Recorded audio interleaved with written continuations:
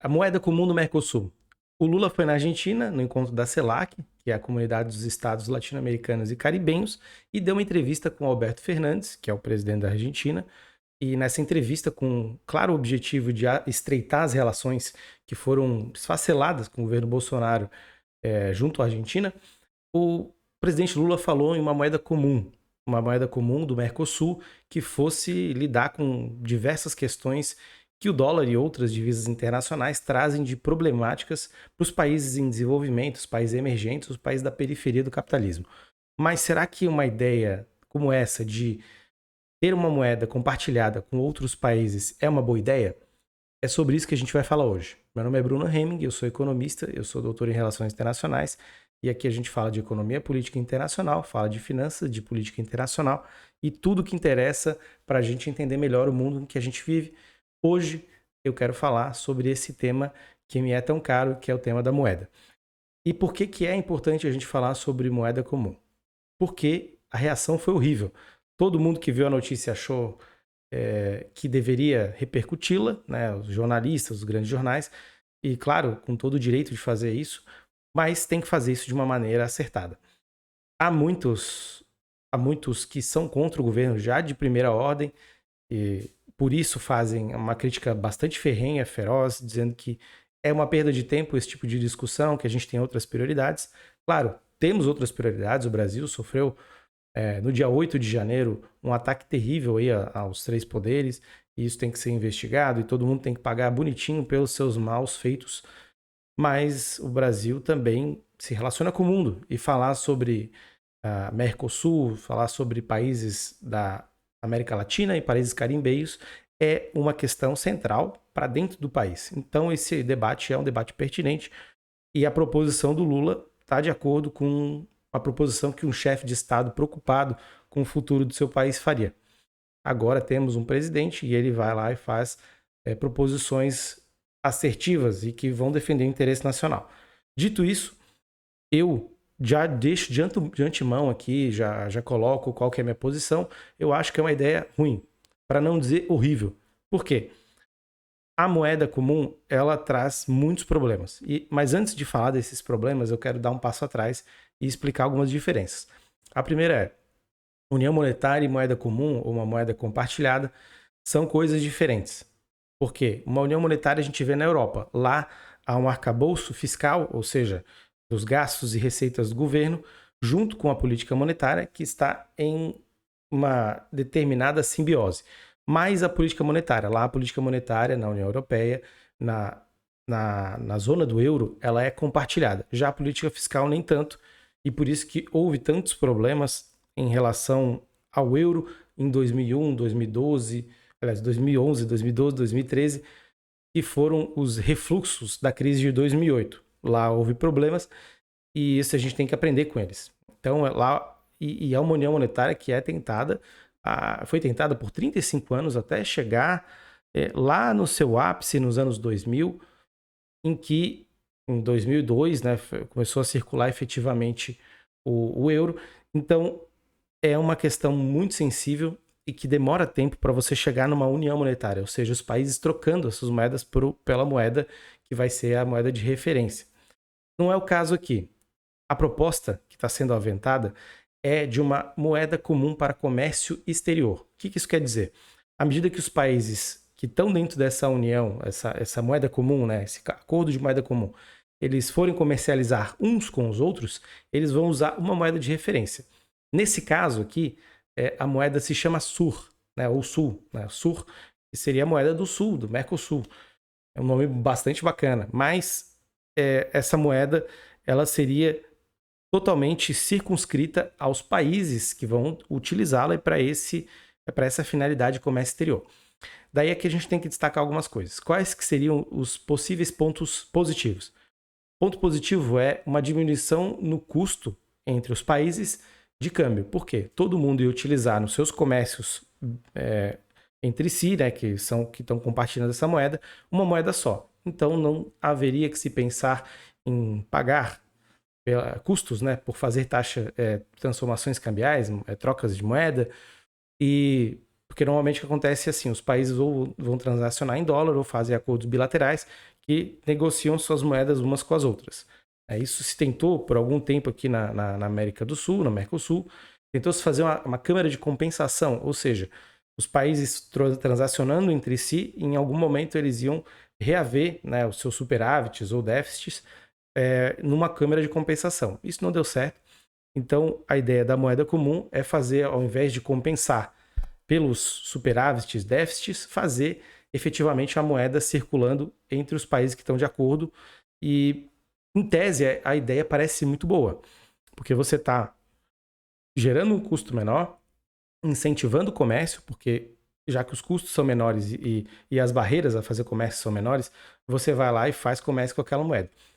Sem contar que as moedas elas vão também ganhar muito em valorização para alguns países que têm uma moeda mais fraca, como a Bolívia, né, que é o Paraguai, ou tem diversos países com problemas de desvalorização monetária e com uma moeda comum para comercializar, que teria, em tese, um câmbio, né, em relação às suas moedas nacionais, né, dos países nacionais, um câmbio fixado, ou seja, um preço por aquela moeda fixo ao longo do tempo, geraria mais certeza, mais estabilidade, mais ambiente de negócios, ou seja, um ambiente mais de livre comércio entre os países, ou pelo menos de incentivo ao comércio, para não dizer que é livre comércio.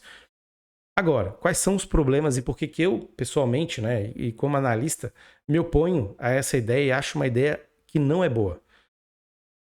Basicamente, a gente tem países diferentes, apesar de só estarem usando a moeda para comércio, países muito diferentes fazendo uso dessa moeda. Então, já gera uma distorção entre os países e problemas, que pode haver problemas futuros em relação a isso, né? A gente tem sempre que prestar atenção como a produtividade dos países vai se desenvolver ao longo do tempo e como a relação entre as moedas vai também se dar.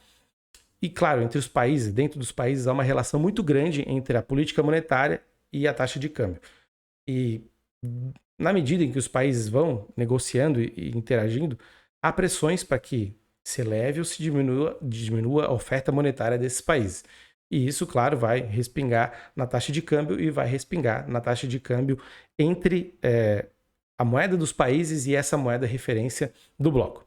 Mas esse até não é o problema, porque pode haver mecanismos para minimizar esse solavanco, né, essas diferenças que podem ocorrer, como compensações internacionais, bancos, né, de compensações, fazer com que haja uma coordenação da política monetária compartilhada dessa moeda, né, da moeda SUR, e lidar com todas essas questões complexas e específicas de cada país. Mas o problema maior, e que eu vejo, é que o efeito pode ser nulo no médio prazo, ou até no curto prazo. Por quê? A gente tem que não pensar em estados que compram e vendem moeda, mas a gente tem que pensar no mercado que existe de moeda, né? O mercado de câmbio, que ele é muito complexo e que ele exige muito das empresas, ele oferta muito para as empresas e as empresas exigem muito desse mercado.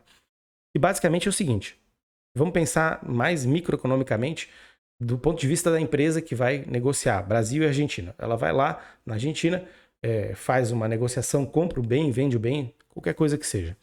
Ela vai fazer essa negociação, então, nessa divisa, né, que os bancos centrais vão criar mecanismos para que haja uma moeda, nem que seja escritural, ou seja, ela sendo utilizada para fazer essas negociações, então essa moeda já vai, de certa forma, entrar na contabilidade dessas empresas, né, que vão negociar.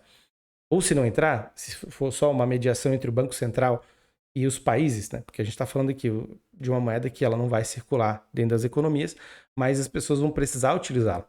E não vai ser só como meio de pagamento, né, porque a gente tem que imaginar que no comércio entre os países, eles precisam de diversas salvaguardas que não é só comprar e vender o bem. Ele precisa de seguro, de comprar seguros, precisa de comprar adiantamento de compra e venda de mercadorias, uma série de coisas, de mecanismos financeiros que precisam ser liquidados de uma moeda. Então não vai ser só meio de pagamento, vai ser uma moeda que vai ser unidade de conta. E contratos precisam ser firmados naquela moeda, né, que vai ser entre os países do Mercosul negociada.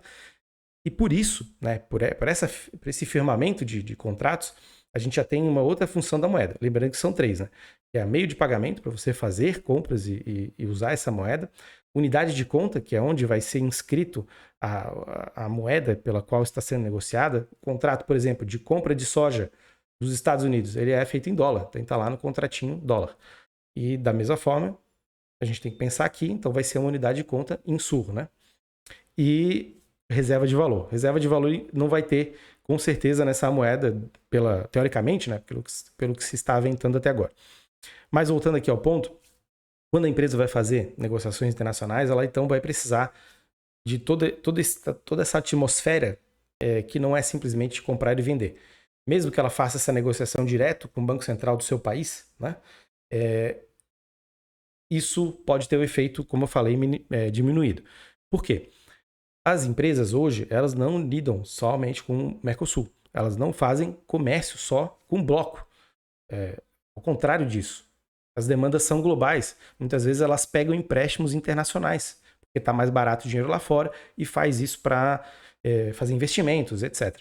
Então, o dólar ele não ia ser contornado nesse cenário, porque a empresa ela vai lá, faz os negócios em SUR, troca o dinheiro e, em tese, né, e a ideia do Lula e do Haddad, do Haddad não sei direito, mas dessa equipe que está fiando essa ideia, é de que o uso do dólar ia diminuir porque os países iam estar negociando em SUR. Mas não necessariamente isso vai acontecer, porque as empresas podem se negociar com os países do Mercosul em SUR, né, fazer isso, independente do mecanismo que está por detrás aí rodando, elas vão fazer essa negociação, mas no outro momento, quando elas precisarem comprar insumo, fazer pagamentos dos seus financiamentos internacionais, pagar fornecedores, pagar os seguros que eu comentei aqui, os adiantamentos de compra e venda, que são super normais, né, no comércio internacional, e vai fazer isso em dólar. Então a demanda por dólar não tende a diminuir simplesmente porque os países estão usando nas negociações diretas a moeda do Mercosul. Claro que pode ajudar pontualmente os países que já não teriam acesso ao dólar porque as suas economias elas estão muito debilitadas. Então elas não têm um alcance internacional, elas não têm um papel pronunciado nas cadeias de valor, mas isso também é discutível. Muitos países têm, por exemplo, como a Bolívia, exportação de commodities, de minérios para o resto do mundo, e isso é feito no mercado que é extremamente dolarizado. E, claro, isso puxa, esse é o driver de crescimento do país. Então, a gente está falando de um cenário em que a demanda por dólar, né, a demanda por uma divisa externa, ela não vai diminuir.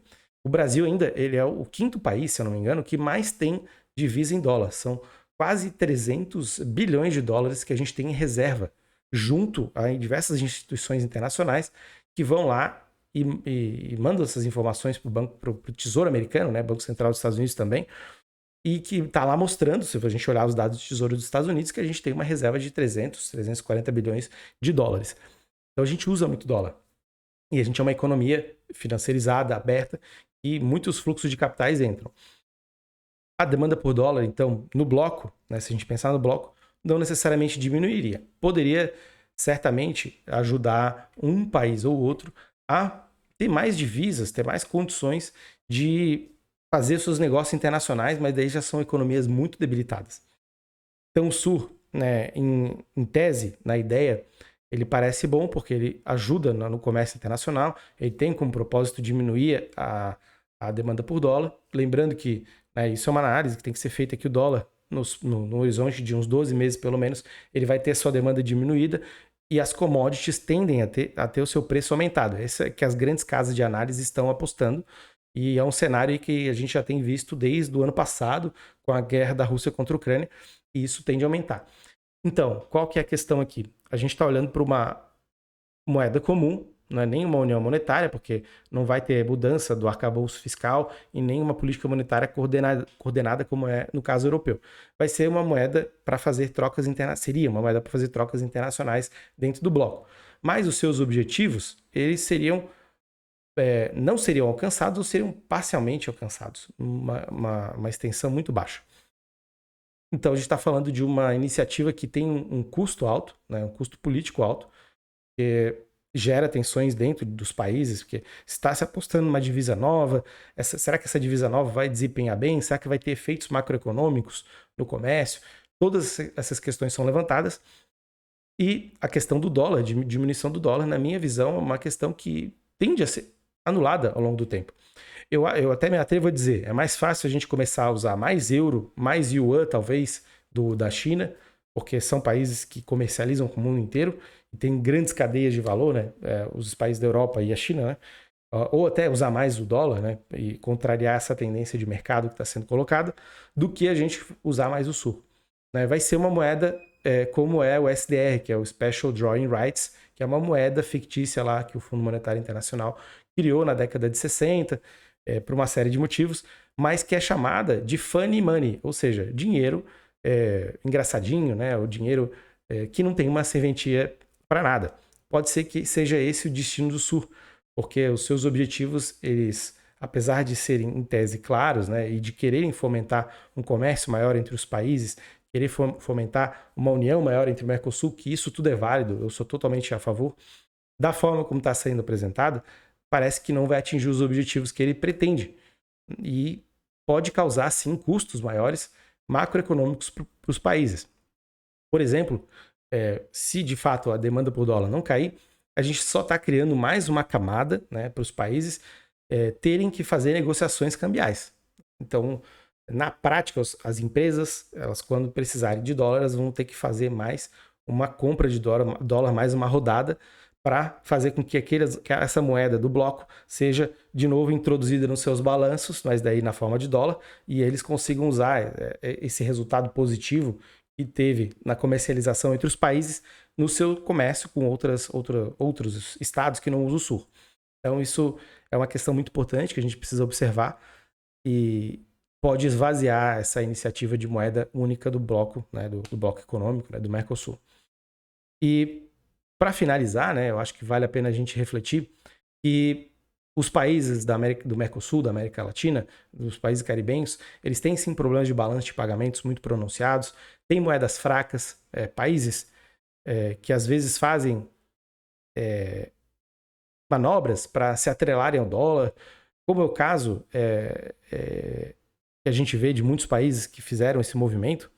Então, isso é uma a necessidade de fortalecimento dessas moedas é uma realidade e a gente não pode negar isso enquanto uma materialidade da nossa região do mundo. Né? A gente precisa também pensar no que fazer para fortalecer essas economias.